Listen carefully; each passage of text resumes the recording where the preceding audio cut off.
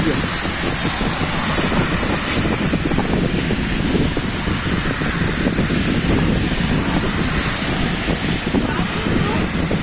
Dolu yağıyor. En sonunda dolu yağmaya başladı.